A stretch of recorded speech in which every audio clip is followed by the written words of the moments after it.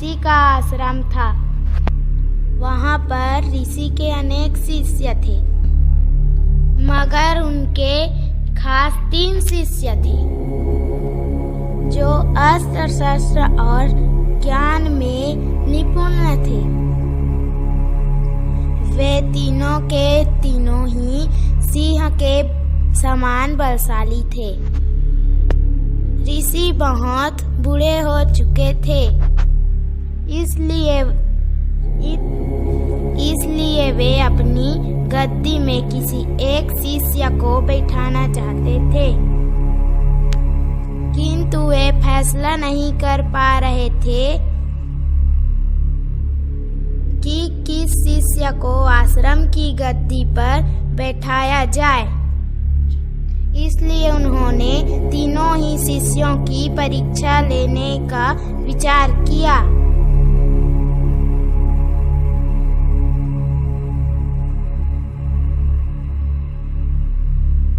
शिष्यों, ध्यान से सुनो। मैं बहुत बूढ़ा हो चुका हूँ। मुझे अब पूरे आश्रम का काम काज संभालने में कठिनाई होती है। अतः मैं तुम तीनों शिष्यों में से किसी एक शिष्य को अपनी गद्दी देना चाहता हूँ। मैं तुम तीनों शिष्यों की परीक्षा लूँगा और जो जीतेगा वही इस गद्दी का अधिकारी होगा। पुत्रों, क्या तुम परीक्षा देने के लिए तैयार हो? जी गुरुदेव। पुत्रों, अब तुम लोग मेरी बात ध्यान से सुनो। तुम लोगों को अलग अलग दिशाओं में जाकर मेरे लिए कीमती उपहार लाना होगा, मगर याद रहे कि 1 वर्ष के भीतर तुम लोगों को मेरे सामने आना ही होगा, तभी तुम लोग परीक्षा में सफल माने जाओगे। आपकी जैसी इच्छा गुरुदेव। हम लोग 1 वर्ष के भीतर जरूर ही आपके लिए कीमती उपहार लेकर आएंगे। अच्छा, अब तुम लोग जाओ। अपना ख्याल रखना। प्रणाम गुरुदेव। सदा खुश रहो। प्रणाम गुरुदेव। सदा खुश रहो। प्रणाम गुरुदेव। सदा खुश रहो। महाराज की जय हो। महाराज की जय हो। एक सन्यासी आपसे मिलना चाहता है महाराज।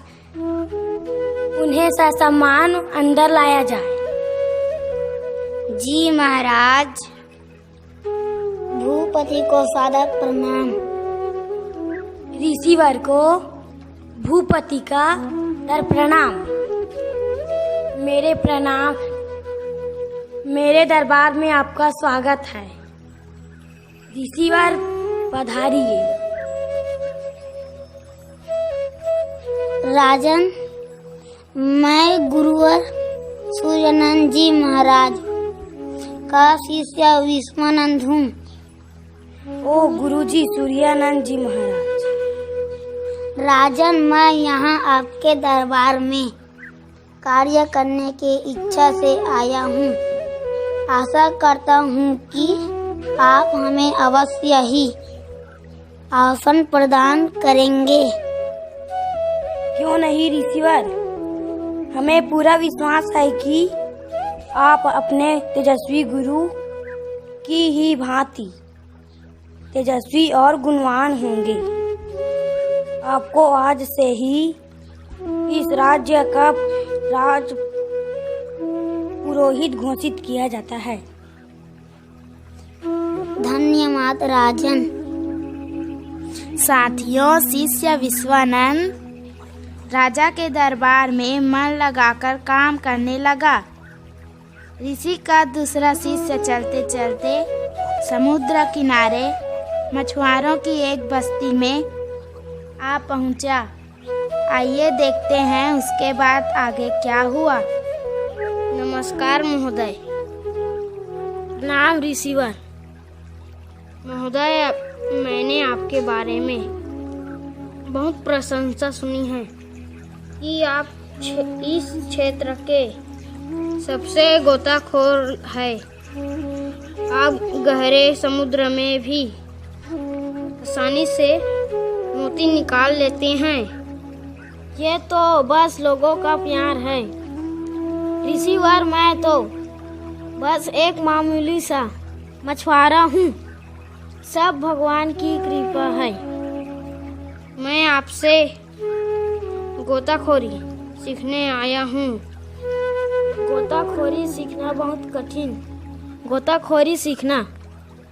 बहुत कठिन कार्य है रिसीवर। मैं हर कठिनाई का सामना करने के लिए तैयार हूँ महोदय। अच्छा, तो फिर ठीक है, कल सुबह ही हम अभ्यास शुरू कर देंगे। आइए चलिए घर चलते हैं। ऋषि सूर्यानंद जी के दूसरे शिष्य ने कठिन मेहनत की और कुछ ही महीनों में वे एक कुशल गोताखोर बन गए। आइए देखते हैं कि ऋषि के तीसरे शिष्य ने क्या किया। अरे यह कैसा गांव है? यहाँ घर है, जानवर है, महिलाएं हैं, बच्चे हैं, किंतु पुरुष एक भी नहीं है। चलो चलकर पूछा जाए। माताओं प्रणाम। प्रणाम ऋषिवर। बताओ, मैं यहाँ पूछने के लिए आया हूँ कि इस गांव में एक भी पुरुष क्यों नहीं है?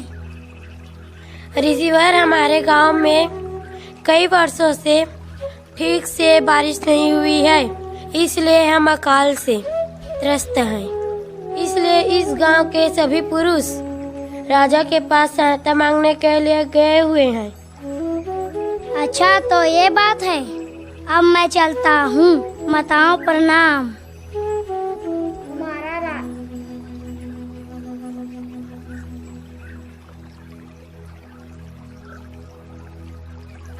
हमारा राजा बहुत ही स्वार्थी है।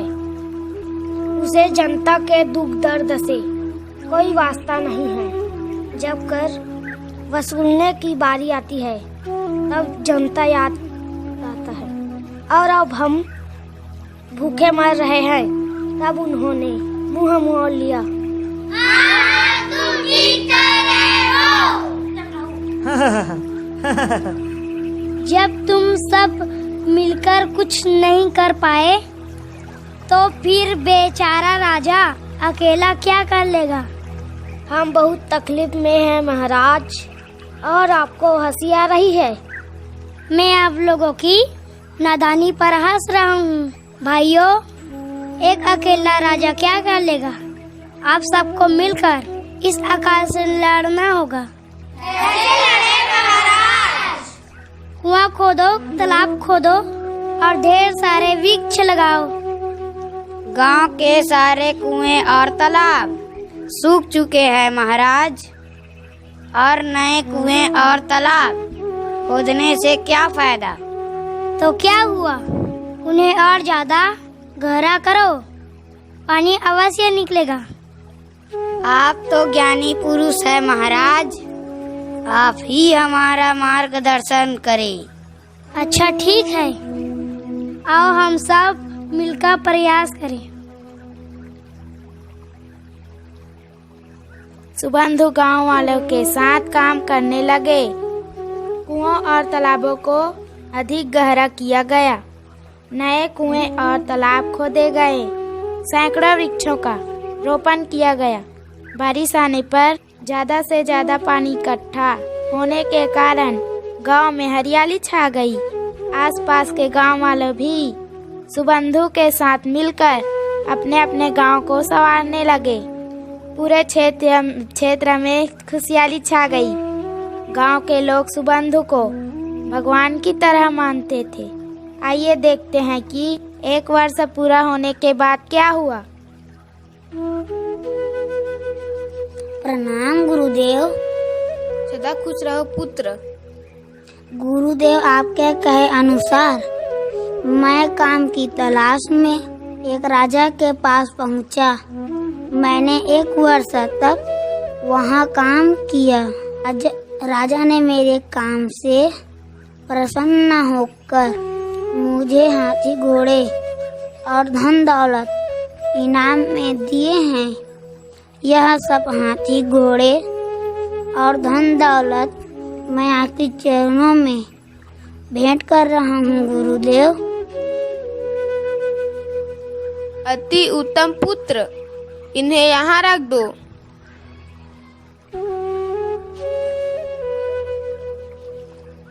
प्रणाम गुरुदेव। सदा खुश रहो पुत्र। गुरुदेव, मैं एक मछुआरों की बस्ती में गया। वहाँ पर मैंने तैराकी सीखी। समुद्र में गोताखोरी करके मैंने इन सब मोतियों को इकट्ठा किया है। यह सब मोती आपके चरणों में समर्पित है गुरुदेव। अति उत्तम पुत्र, इन्हें यहाँ रख दो।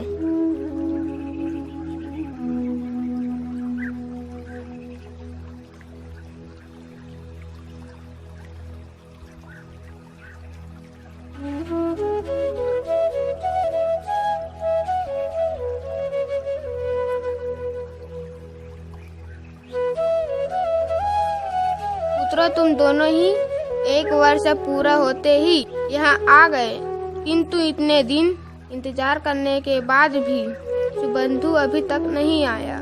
मुझे लगता है कि हमें उसे ढूंढना चाहिए। आप ठीक कह रहे हैं गुरुदेव।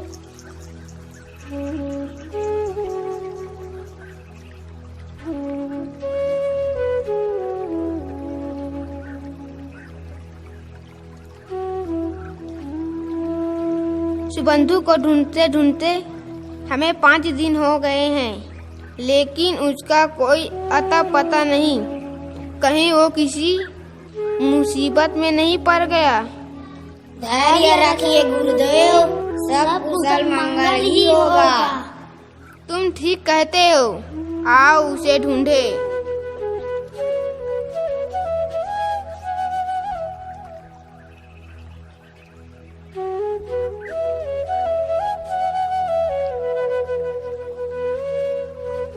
प्रणाम ऋषिवर।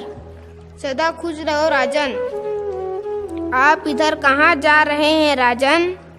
ऋषिवर, लोगों का कहना है कि मेरे राज्य में देवता ने जन्म लिया है। मैं उन्हीं देवता के दर्शन में जा रहा हूँ। राजन, मैं अपने एक से सुबंधु की तलाश में निकला हूँ। क्या आपको उसके बारे में कुछ पता है? क्षमा करें ऋषिवर, मैंने अभी किसी सुबंधु के बारे में नहीं सुना है। आइए ऋषिवर, चलते हैं।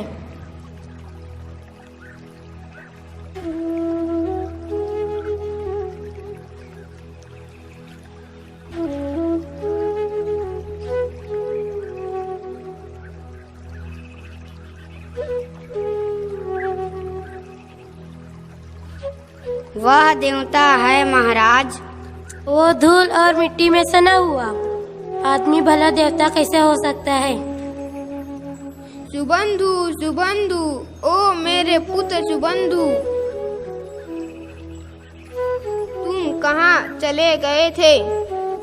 मैं 1 वर्ष होने पर तुम्हारा इंतजार कर रहा था, परंतु तुम नहीं आए। मैं आपके आदेशों का पालन नहीं कर पाया गुरुदेव, इसलिए मैं वापस आपके पास नहीं गया। मेरे पास आपको देने के लिए कोई बहुमूल्य वस्तु नहीं है। गुरुदेव, मुझे क्षमा करें। तुमने मुझे पहले ही सबसे कीमती उपहार दे दिया है पुत्र। तुमने लोगों का दुख दूर करने के लिए अपना जीवन समर्पित कर दिया। इस दुनिया में परोपकार से बड़ा कुछ भी नहीं है। जो व्यक्ति दूसरों के दुखों को दूर करता है वह देवता के समान है। लोग तुम्हें देवता कहते हैं तो वे सर्वथा उचित ही कहते हैं। पुत्र, तुम देवता ही हो। मुझे क्षमा करे देव, मैं आपको पहचान नहीं पाया। आपके ही कारण मेरे इस राज्य के चारों तरफ हरियाली और खुशहाली छा गई है। आपके दर्शन पाकर मैं धन्य हुआ भगवान। बंधु, तुम ही आश्रम के गद्दी के सच्चे अधिकारी हो। आपकी जैसी इच्छा गुरुदेव। मैं हमेशा दूसरों की भलाई का प्रयास करता रहूंगा गुरुदेव। मैं तुम्हें शिष्य के रूप में पाकर धन्य हूँ पुत्र। भगवान सुबंधु की जय, भगवान सुबंधु की जय, भगवान सुबंधु की जय, भगवान सुबंधु की जय। गुरु घासीदास, संत कबीरदास, गुरु नानक देव, संत रविदास, हजरत मोहम्मद, इन सभी संतों ने दूसरों की भलाई के लिए अपना जीवन समर्पित कर दिया था। इसलिए वे भगवान की तरह पूजे जाते हैं। इस दुनिया में परोपकार से बड़ा कोई धर्म नहीं है। भारत माता की जय।